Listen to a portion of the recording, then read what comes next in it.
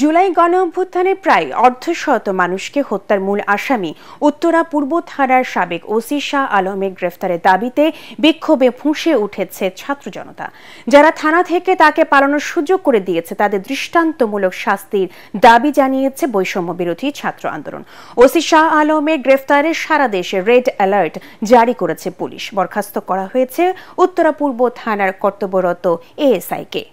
জুলাই বিপ্লবে আওয়ামী দুঃশাসনে যখন উত্তাল ঢাকা, তখন রণক্ষেত্রে পরিণত হয় উত্তরা এলাকা। বিশেষ করে বিএনএস সেন্টারের সামনে নির্বিচারে ছাত্র জনতার উপর গুলি চালায় পুলিশ। এমনকি শেখ হাসিনা পালানোর দিনেও চলে ব্যাপক গুলিবর্ষণ। গত 5 আগস্ট বৈষম্য বিরোধী ছাত্র আন্দোলনে উত্তরায় 50 জনকে হত্যার মামলায় মূল আসামি করা হয় উত্তরা পূর্ব থানার সাবেক ওসি শাহ আলমকে। বৃহস্পতিবার দুপুর 12টার দিকে গ্রেফতার শাহ আলমকে জিজ্ঞাসাবাদের সময় তিনি থানা থেকে পালিয়ে যান। এরপরই বিক্ষোভে ফুঁসে ওঠে বৈষম্য বিরোধী ছাত্র আন্দোলন। কিভাবে এত বড় ঘটনা ঘটল, কে বা কারা পালাতে সহযোগিতা করলো, সেসব প্রশ্ন জোরালো হয়। এই যে প্রশাসন এখনো খুনিরা বসে আছে, তার প্রমাণ হচ্ছে গতকালকে খুনি শাহ আলমকে উত্তরা পূর্ব থানা থেকে ছেড়ে দেয়া।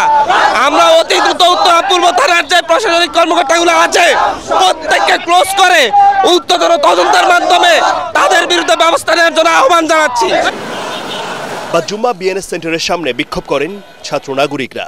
এরপর সাবেক ওসিকে পালানোর সুযোগ করে দেওয়ার প্রতিবাদে মিছিল করে তারা। বর্তমান ওসি সহ সিনিয়র কর্মকর্তাদের ভূমিকা নিয়েও প্রশ্ন ওঠে। এর মধ্যে সাবেক ওসি শাহ আলমকে গ্রেফতারে সারা দেশে রেড অ্যালার্ট জারি করা হয়েছে। শিক্ষার্থীদের প্রতিবাদের মুখে কথা বলেন উত্তরা বিভাগের উপপুলিশ কমিশনার রওনক জাহান। আপনাদের বক্তব্যে তো আমরা সিনিয়রকে জানাবো বলেছি, একই বিষয় বারবার বললে তা আমাদের সমালোচনা হবে। আমরা তো বলেছি যে আমরা ঊর্ধ্বতন কর্মকর্তাদেরকে জানাবো। আপনাদের সঙ্গে তো আমার এই মাত্র কথা হচ্ছে, তাই না? এই ঘটনা জানাজানির পরপরই কর্তব্যরত এসআইকেও বরখাস্ত করা হয়, ক্লোজ করা হয়েছে বর্তমান ওসি মহিবুল্লাহকেও।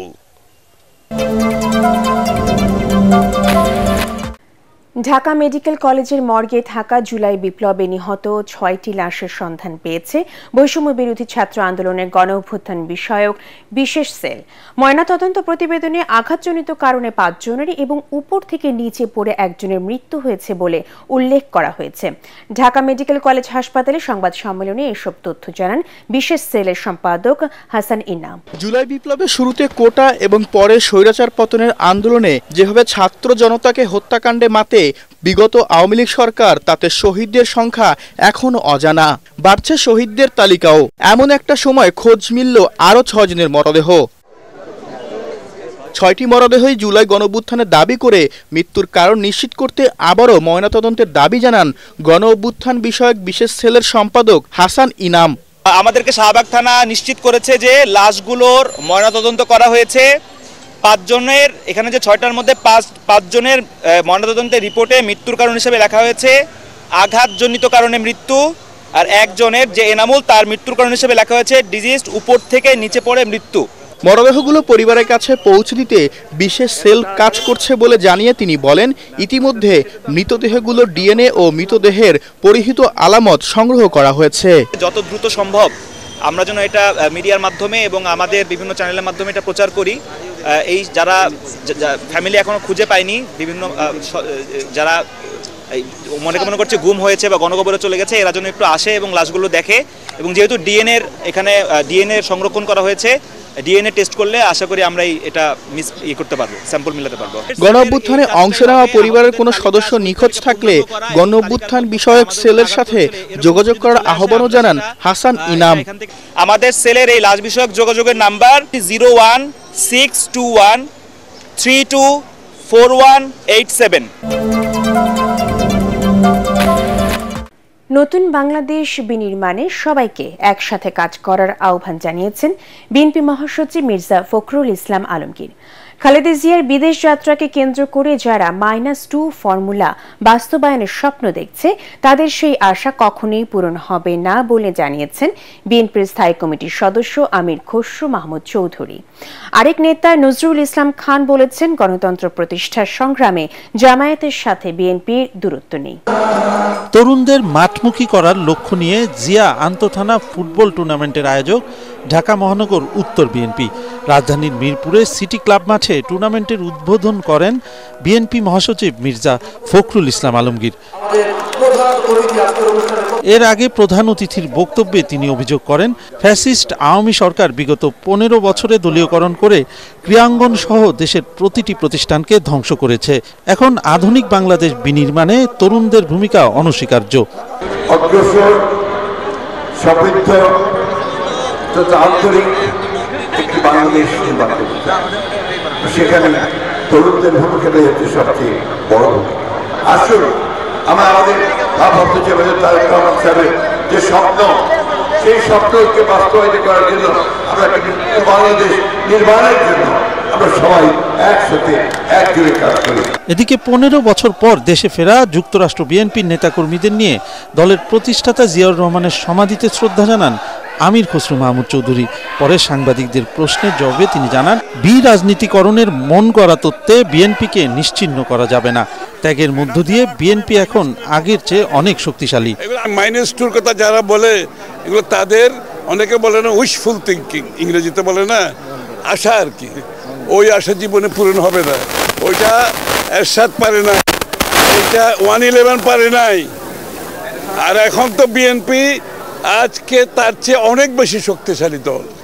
বিএনপি ত্যাগ করে একটি পরিণত শক্তিশালী দল, সবচেয়ে শক্তিশালী দলে পরিণত হয়েছে আজকে বাংলাদেশ।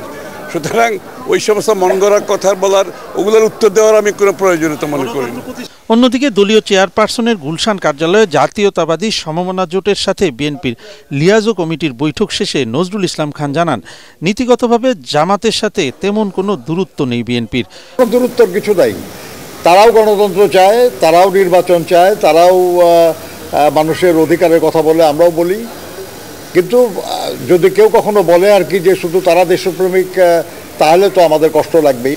আমরা আশা করব যে এরকম কথা কেউ না বলুক। যুগপৎ আন্দোলনে আমাদের সব কর্মসূচি আর জামাতের সব কর্মসূচি একরকম ছিল না, কিন্তু তারা আন্দোলনে ছিলেন নিশ্চয়ই। আমরা আশা করব আর কি যে আগামী দিনে গণতন্ত্র পুনঃপ্রতিষ্ঠার আন্দোলনে সবাই আমরা থাকবো, তারাও থাকবে। এ সময় গণতন্ত্র প্রতিষ্ঠা না হওয়া পর্যন্ত আন্দোলনে থাকার অঙ্গীকার ব্যক্ত করেন সমমনা জোটের নেতারা। যুক্তরাজ্যের দ্য লন্ডন ক্লিনিক নামের হাসপাতালে চিকিৎসাধীন বিএনপি চেয়ারপারসন বেগম খালেদা জিয়ার স্বাস্থ্যের বিভিন্ন পরীক্ষা নিরীক্ষা শুরু হয়েছে। ইতিমধ্যে রক্ত ও ডায়াবেটিস পরীক্ষা করা হয়েছে। ওই হাসপাতালের অধ্যাপক জন প্যাট্রিক কেনেডির অধীনে লিভার, কিডনি ও হৃদরোগ বিশেষজ্ঞ চিকিৎসকরা খালেদা জিয়ার স্বাস্থ্যের প্রাথমিক কিছু পরীক্ষার রিপোর্ট পর্যালোচনা করেছেন। খালেদা জিয়ার ব্যক্তিগত চিকিৎসক AZM জাহিদ হোসেন জানান, বেশ কিছু টেস্ট করা হয়েছে। ডাক্তারদের পরামর্শে দ্রুত চিকিৎসা শুরু হবে। এ সময় খালেদা জিয়ার আরোগ্য লাভে দেশবাসীর কাছে দোয়া চান তিনি। এর আগে স্থানীয় সময় বুধবার এয়ার অ্যাম্বুলেন্সে লন্ডনে হিথ্রো বিমানবন্দরে পৌঁছান সাবেক এই প্রধানমন্ত্রী। কার্ডিওলজিস্ট বিশেষজ্ঞ চিকিৎসকরা ওনার স্বাস্থ্য পরীক্ষা করেছেন এবং অ্যাকর্ডিংলি ওনার স্বাস্থ্য পরীক্ষার কিছু নিরীক্ষা করার জন্য অ্যাডভাইস করেছেন। সে অনুযায়ী কিছু পরীক্ষা নিরীক্ষা শুরু করেছে এবং আমরা আশা করছি হয়তো কালকে পরশুর মধ্যেই ওনাদের পরীক্ষা নিরীক্ষা পর্ব যেটি আছে সেটি ইনশাআল্লাহ সমাপ্ত হবে। পরবর্তী চিকিৎসা পদ্ধতি কি ধরনের হবে সে ব্যাপারে ওনারা সিদ্ধান্ত জানাবেন এবং সে অনুযায়ী ওনারা সুপারিশ করবেন। এবং আমাদের বাংলাদেশ থেকে আসা মেডিকেল বোর্ডের সম্মানিত সদস্যরা ওনারাও সবাই আছেন। পরবর্তী ট্রিটমেন্টের ধাপ কোনটা হবে এবং ওনার শারীরিক অবস্থা বর্তমানে কি অবস্থায় আছেন সেটা ওনারা পর্যবেক্ষণ এবং আলোচনা পরামর্শ করছেন। সঠিক প্যাড আর সঠিক তথ্য দিয়ে কেশু সামলে নিব এক হয়ে। Monalisa sanitary napkin. দুর্নীতির দায় নিয়ে পদত্যাগ করতে পারেন যুক্তরাজ্যের অর্থনীতি বিষয়ক মন্ত্রী ও বঙ্গবন্ধুর নাতনি টিউলিপ সিদ্দিক। বিভিন্ন সূত্রে জানা গেছে তার পদে বিকল্প বিবেচনা করছে যুক্তরাজ্য সরকার। এর মধ্যে টিউলিপের পদের জন্য গণমাধ্যমে উঠে এসেছে অনেকের নাম। এক আবাসন ব্যবসায়ীর কাছ থেকে বিনামূল্যে ফ্ল্যাট নেওয়া সহ দুর্নীতি নানা অভিযোগ উঠে তার বিরুদ্ধে। খালা শেখ হাসিনার পতনের রেশ যেন গিয়ে পড়ল টিউলিপ সিদ্দিকের উপর। বঙ্গবন্ধুর নাতনি ও শেখ রেহানার মেয়ে টিউলিপ বর্তমানে যুক্তরাজ্যের অর্থনীতি বিষয়ক মন্ত্রী। দেশটির আর্থিক খাতের অপরাধ দুর্নীতি বন্ধের দায়িত্ব তার কাঁধে থাকলেও উল্টো দুর্নীতির অভিযোগ তার বিরুদ্ধেই। আওয়ামী লীগের একজন সমর্থক ও আবাসন ব্যবসায়ী টিউলিপকে লন্ডনে 7 লাখ পাউন্ডের একটি ফ্ল্যাট দেন। বিনামূল্যে ওই ফ্ল্যাট হস্তান্তরের তথ্য উঠে এসেছে যুক্তরাজ্যের ভূমি নিবন্ধন সংক্রান্ত নথিপত্রে। যুক্তরাজ্যের রাজনীতিতে এখন এটি ব্যাপক আলোচিত বিষয়। এ নিয়ে নানা গুঞ্জন চলছে সেখানকার প্রবাসী বাঙালি ও বাংলাদেশের মানুষের মধ্যেও। এরই মধ্যে টিউলিপ তার বিরুদ্ধে ওঠা অভিযোগ তদন্তে যুক্তরাজ্যের সংশ্লিষ্ট কর্তৃপক্ষের প্রতি আহ্বান জানিয়েছেন। তার এই আহ্বান দায় নিয়ে পদত্যাগ করার ইঙ্গিত বলে মনে করছেন অনেকে। এই অবস্থায় যুক্তরাজ্যের ক্ষমতাসীন দল টিউলিপের পদে বিকল্প ব্যক্তিদের একটি তালিকা তৈরি করেছে বলে জানা গেছে। আন্টির বিরুদ্ধে কখনো একটা কথাও বলে নাই পার্লামেন্টে, এতগুলো হয়ে গেল। তো এই যে একটা অ্যাকিউজেশন আসছে, এটা হচ্ছে একটা symptom of a bigger problem. আর বিগার প্রবলেম হচ্ছে উনি সত্যি ডেমোক্র্যাট না আসলে উনি অটোক্র্যাট। এই আইডেন্টিটিটা আমরা আইডেন্টিফাই করার জন্যে ইউকে মিডিয়া উঠে পড়ে লাগছে এবং ইনভেস্টিগেশন শুরু হয়ে গিয়েছে। এদিকে বাংলাদেশ ব্যাংকের আর্থিক গোয়েন্দা বিভাগ, Bangladesh financial intelligence unit Tulip ও তার পরিবারের 7 সদস্যের ব্যাংক হিসাবে তথ্য তলব করেছে। অন্যদিকে বাংলাদেশে একটি পারমাণবিক বিদ্যুৎ কেন্দ্র স্থাপনে রাশিয়ার সঙ্গে হওয়া চুক্তির মাধ্যমে কয়েক বিলিয়ন পাউন্ড আত্মসাৎ করতে টিউলিপ সহায়তা করেছিলেন কিনা তা অনুসন্ধান করছে দুর্নীতি দমন কমিশন দুদক। শতাধিক পণ্য ও সেবার ওপর ভ্যাট এবং সাম্প্রতিক শুল্ক বাড়িয়েছে সরকার। চলতি 2024-25 অর্থ বছরে মাঝপথে এসে শুল্ক বাড়ানোর ফলে দৈনন্দিন জীবনযাত্রার খরচ আরেক দফা বাড়বে বলে মনে করছেন সংশ্লিষ্টরা। বৃহস্পতিবার রাতে এ সংক্রান্ত 2টি অধ্যাদেশ জারি করা হয়েছে। অধ্যাদেশ 2টি হল মূল্য সংযোজন কর ও সম্পর্ক শুল্ক সংশোধিত অধ্যাদেশ 2025 এবং দি এক্সাইজ অ্যান্ড সল্ট সংশোধিত অধ্যাদেশ 2025। পরে জাতীয় রাজস্ব বোর্ড এনবিআর এর ভ্যাট বিভাগ গতকাল এর সংক্রান্ত নির্দেশনা জারি করে। এর ফলে মোবাইল সেবার ওপর বেড়েছে সম্পর্ক শুল্ক, ফলে ফোনে কথা বলা ও ইন্টারনেট ব্যবহারের খরচ বাড়বে। এভাবে পোশাক আউটলেটের বিলে ভ্যাট 7 থেকে বাড়িয়ে 15%, রেস্তোরাঁর বিলে 5 থেকে বাড়িয়ে 15% করা হয়েছে। এছাড়াও বাড়তে পারে ওষুধ, এলপি গ্যাস, বিমান ভাড়া, মিষ্টি, ফলের রস, ড্রিঙ্কস, বিস্কিট, চশমার ফ্রেম, সিগারেট সহ নানা পণ্যের দাম। বেসামাল চালের বাজার সপ্তাহের ব্যবধানে কেজি প্রতি দাম বেড়েছে 6 থেকে 12 টাকা। এক শ্রেণী ব্যবসায়ীরা চাল মজুদ করে ইচ্ছে মতো দাম বাড়াচ্ছে বলে অভিযোগ খুচরা বিক্রেতাদের। এ সময় বাণিজ্য উপদেষ্টার বাজার নিয়ন্ত্রণে আলাদিনের চেরাগ নেই মন্তব্যের কঠোর সমালোচনা করেন সাধারণ ক্রেতারা। আমনের ভরা মৌসুমেও চড়া চালের বাজার, আমদানি বৃদ্ধি, ভর্তুকি মূল্যে বিক্রি সহ সরকার বিভিন্ন উদ্যোগ নিলেও কাজে আসছে না কিছুই। প্রতিনিয়ত বেড়েই চলছে প্রধান এই খাদ্যশস্যের দাম। রাজধানীর কারণ বাজারের চালের আড়তে ক্রেতা উপস্থিতি কম। 70 টাকার নিচে মিলছে না ভালো কোনো চাল। কেজিতে মানভেদে চালের দাম 6 থেকে 12 টাকা বেড়েছে। বাজারের এই নাজেহাল অবস্থায় বেকায়দায় ক্রেতা বিক্রেতা উভয়ই। এর মধ্যে বাণিজ্য উপদেষ্টার মন্তব্য ক্রেতাদের মনের আগুনে ঘি ঢেলেছে। আমরা বাঙালি, আমাদের খাদ্য হলো ভাত। ভাতের উপর যদি চালের উপর যদি এত ইয়ে হয়, মানে দাম বাড়ে, সাধারণ পাবলিক তো বাঁচার মতো না, কারণ বেতন তো বাড়ে নাই। মধ্যবিত্তের জন্য বাড়েন, তারপরে কিছু করার নেই। এটাও বাড়বে, সিন্ডিকেট না ভাঙা পর্যন্ত। আর ওই কর্পোরেট কোম্পানিগুলো লাইসেন্স দিছে, এরা বলে গাড়ির ব্যবসা করে, ফার্সের ব্যবসা করে, প্লটের ব্যবসা করে। এতে চাইলে আসার উদ্দেশ্য কি? বাণিজ্য উপদেষ্টা বলছেন যে ওনার কাছে কি বলছে, কি যেন বলছেন, জাদুর আলাদিনের চেরাগ নেই। কিন্তু এটা আসলে ওনার এভাবে বলাটা ঠিক না। এটা উনি মনে মনে বলবেন যে ওনার হাতে চেরাগ নাই, কিন্তু পাবলিকের সামনে এটা বলা ঠিক না ওনার, কারণ উনি তো দায়িত্বে আছেন, সবকিছু দায়ভার তো ওনার থাকবেই। ভাতের সাথে মাছ খাবেন, সেখানেও স্বস্তি নেই। রুই, তেলাপিয়া, পাঙ্গাস কেজিতে বেড়েছে 20 থেকে 30 টাকা করে। এখন তো মাছের পুরো সিজন, এখন হিসাবে মনে করেন মাছের দাম আরো 50 টাকা কম কেজিতে হওয়া উচিত ছিল।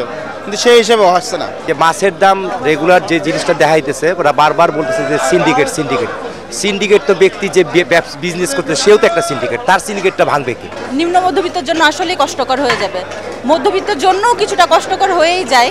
শীত বাড়ার সাথে সাথে বাজারে বেড়েছে সবজি সরবরাহ, দামও তুলনামূলক কম। আমাদের বলা হয় মাছে ভাতে বাঙালি, কিন্তু আপাতত এই সবজি ছাড়া মাছ আর ভাত প্লেটে তুলতে সাধারণ মানুষের খরচ করতে হচ্ছে একটু বেশি। তাই তারা বলছেন সরকারের কাছে আলাদিনের চেরাগ থাকুক বা না থাকুক, আসছে রমজানের মধ্যে এই নিত্যপণ্যের দাম সহনশীল করতে হবে।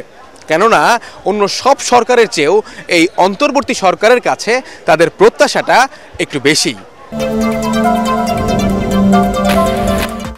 দেশের কোনো নাগরিক এবং জাতিগোষ্ঠী যাতে নিজেদের বঞ্চিত মনে না করে সেই লক্ষ্যে অন্তর্বর্তী সরকার কাজ করছে বলে জানিয়েছেন উপদেষ্টা আদিলুর রহমান খান।